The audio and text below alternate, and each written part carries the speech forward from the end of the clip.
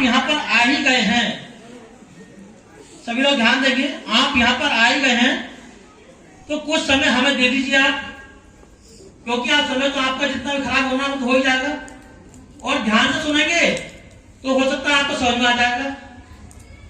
हम भी आपकी तरह ही थे, हम भी पहले नहीं सुनते थे, लेकिन जब समझ गए तब से कोई मौका छोड़ते नहीं है। तो कोई भी चीज कुदरत सबको देती है, कोई तो उसको ले लेता है और कोई छोड़ देता है। ये डिपेंड करता है हमारी इंटेंशन पर, हमारी कंटेंसी पर, कि हम कितनी नियत से उसको सुन रहे हैं, समझ रहे हैं। तो केवल समण संघ, इसके बारे में बहुत विस्तार से सभी हमारे स्पोक्सकर्ता बताएंगे, मैं भी बता रहा हूं केवल समण पर। तो आप ध्यान से सुने, क्योंकि सुनेंगे नहीं तो फिर समझ में आएगा नहीं, और फिर आप कहेंगे संघ ऐसा होता है, संघ वैसा है। एक बात। दूसरा ये है कि आवश्यकता विस्तार की जर्नी होती है, और समय के अनुसार आदमी को अपनी व्यवस्था बदलनी होती है। यदि हम समय के अनुसार नहीं बदलते अपने आप को, तो समय हमें बदल देता है अपने उस स्थान को। तो इसलिए हमें समय के अनुसार अपनी व्यवस्था को बदलना होगा। आज वर्तमान में बाबा साहब डॉक्टर बी आर अम्बेडकर के तमाम त्यागों के बाद हमें हक अधिकार मिले, जिसकी बदौलत आज अपने बच्चों को पढ़ा रहे हैं, बच्चे अच्छी नौकरी में जा रहे हैं। लेकिन नौकरियों में जा तो रहे थे, अभी शुरू हुआ था कारण कि उससे पहले खत्म होता दिखाई दे रहा है।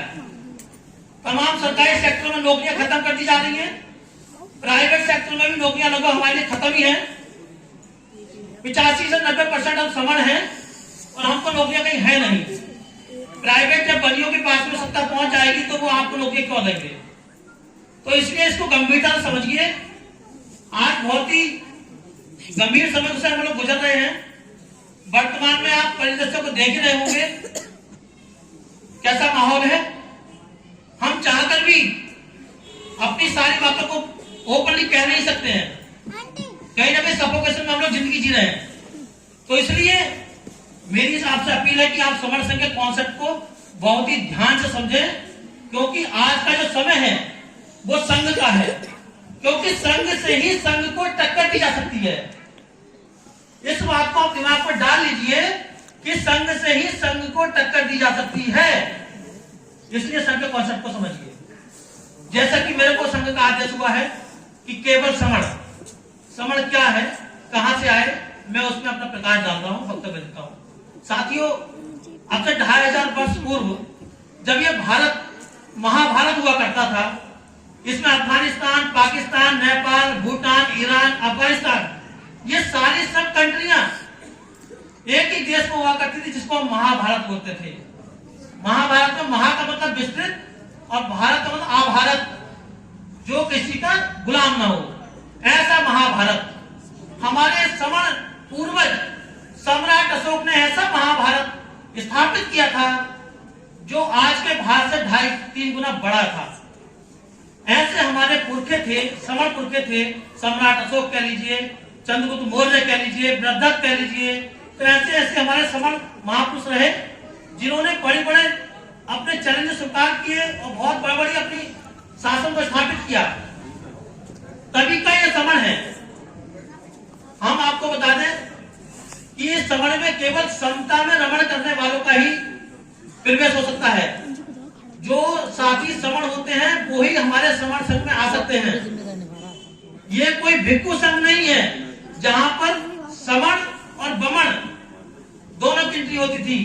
यहाँ सिर्फ और सिर्फ समण की एंट्री होती है, और समण का मतलब है समता में रमण करने वाले लोग, साइंटिफिक व्यवस्था में विश्वास करने वाले लोग, SC, ST, OBC, converted minority, SC, ST, OBC और कन्वर्टेड माइनॉरिटी, ये सब लोग इस समण संघ में आ सकते हैं। बमण की इस संघ में कोई एंट्री है नहीं। यदि कोई धोखे से कोई बमण इसमें आ जाता है तो उसको सभा छोड़ के जानी होती है। ये समण का सिस्टम है। समण हमारी प्राचीन पुरातन पहचान है। जब हमारे पूर्वज बाहर देश से विदेश में जाते थे तो अपनी पहचान भारतीय बताते थे, और राज्य से बाहर जाते तो राज्य की पहचान बताते थे।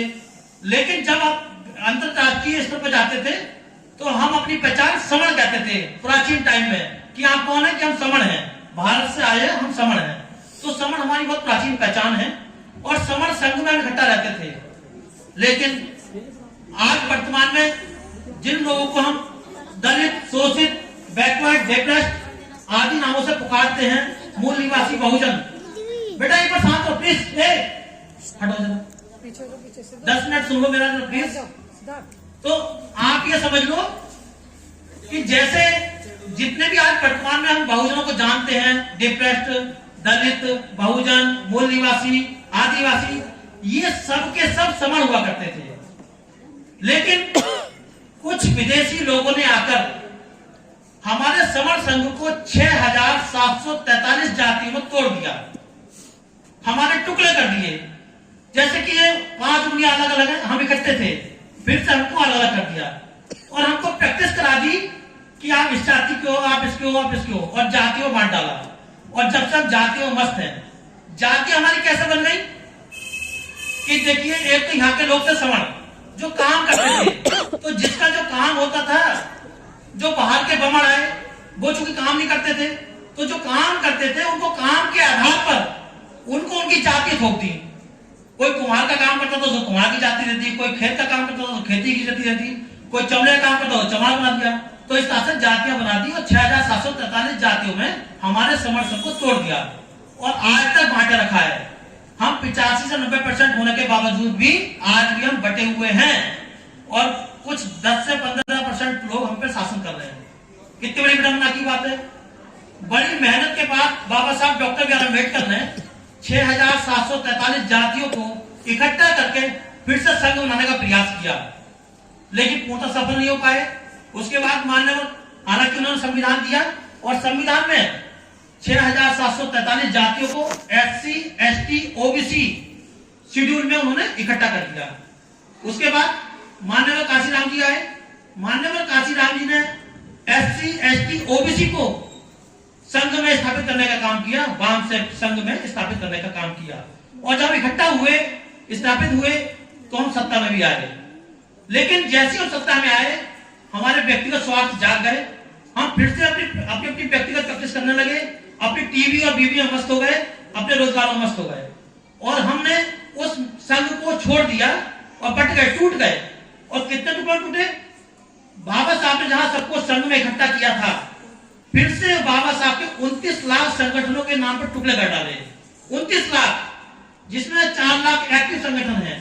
तो जब बाबा साहब के आपने 29 लाख टुकड़े कर दिए और बाबा साहब ने कहा था ऑर्गेनाइज रहिए, बुद्ध ने भी कहा था संघ में रहिए, संगठित रहिए, तो सब हमारे पूर्वज ने एक ही बात कही, इकट्ठे रहना है, संघ में रहना है।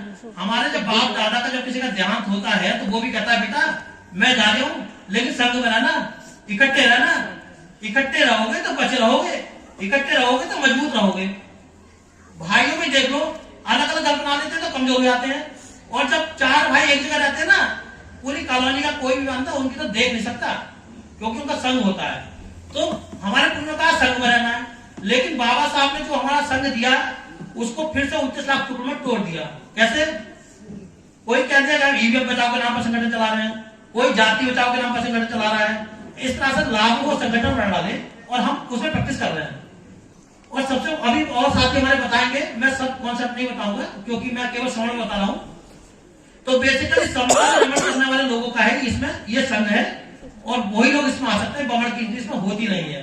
और समण और बमण, समण मतलब समता की विचारधारा, बमण मतलब उल्टी विचारधारा।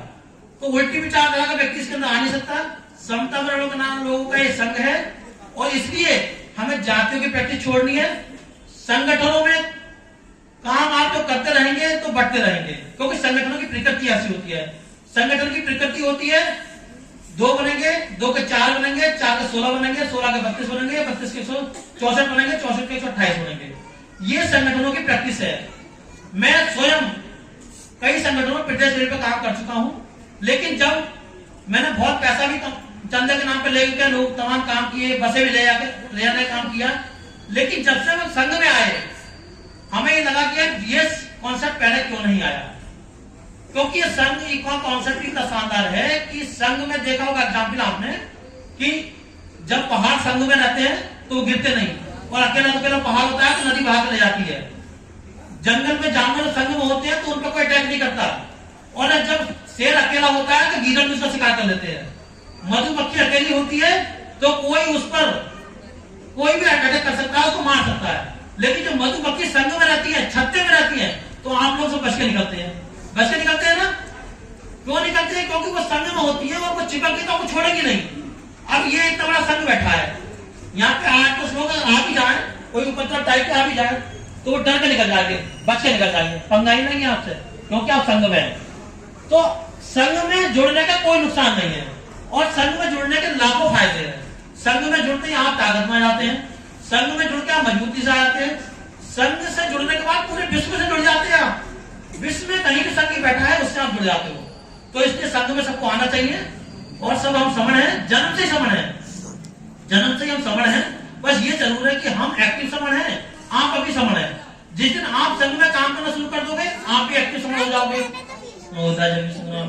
तो ये सब हो जाएगा। दूसरी बात साथियों मैं ये बता रहा हूं, आज वर्तमान की जो स्थिति है, सारे सरकारी सिस्टम खत्म होते जा रहे हैं, नौकरियां खत्म होती जा रही है, आरक्षण भी खत्म हो जाएगा, सारे सेक्टर, सारे गवर्नमेंट सेक्टर प्राइवेट सेक्टर में कन्वर्ट हो जाएंगे। तो और क्या कहते हैं, खेत खलियान हमारे पास है नहीं, संपत्तियां हमारे पास है नहीं, और जितने भी हमारे जो लेबर क्लास के लोग हैं वो सब ज्यादा समण है।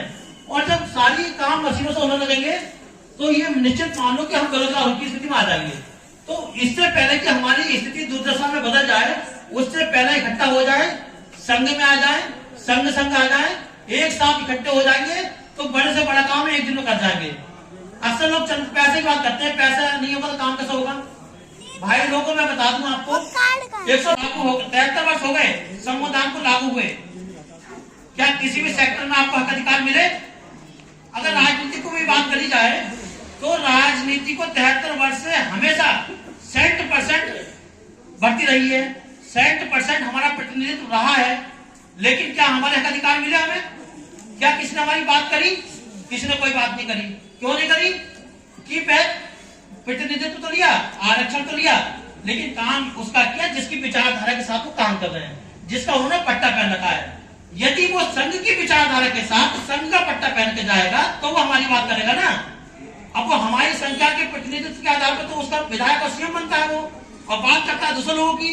वो वैसे ही काम करता है जैसे कुल्हाड़ी में बैठा, जब कुल्हाड़ी में लकड़ी का बैठा से ये राजनीतिक लोग जो समण विचारधारा के नहीं है, जो सिर्फ और सिर्फ अपने मतलब के लिए राजनीति कर रहे हैं, जब तक वो समण संघ की विचारधारा के साथ, समणों की विचारधारा के साथ, समणों के लिए काम करने की इच्छा उनके दिमाग में नहीं बैठेगी, जब तक उनका जुनून नहीं बैठेगा, जब तक हमारा उद्धार होने वाला नहीं है।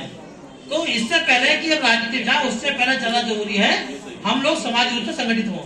माननीय काशीराम जी ने भी कहा था, चाहे सत्ता में आए या ना आए, सरकार चले या न चले, लेकिन सामाजिक परिवर्तन की गति कभी नहीं रुकनी चाहिए। तो इसलिए साथियों, अपने सारे गिले शिकवों को दाएं बाएं रखते हुए सबसे पहले आप समण संघ से जुड़ जाइए, संघ से जुड़ जाइए, क्योंकि संघ को संघ ही टक्कर दे सकता है, और संघ में आने के बाद ही आपके खुद का, आपके बच्चों का भविष्य सुरक्षित हो सकता है। वरना आज वर्तमान की स्थिति आप सब जान लो, हमारे पास बहुत फोन आते हैं, स्थिति ऐसी हो गई है कि लोग घबराने लगे हैं, और अगर नहीं जुड़े तो ये भी मान लेना कि आपको आपके घरों पर जबरदस्ती कब्जा हो जाएगा। कभी आप इस गलत में रहे कि हमारे पास 2 करोड़ की प्रॉपर्टी है, 10 करोड़ की प्रॉपर्टी है, 100 करोड़ की प्रॉपर्टी भी होगी, तब भी कुछ नहीं कर पाएंगे आपको जब आप मैन पावर में नहीं रहेंगे, संघ में नहीं रहेंगे, कोई भी निकाल कर आपको बाहर कर देगा।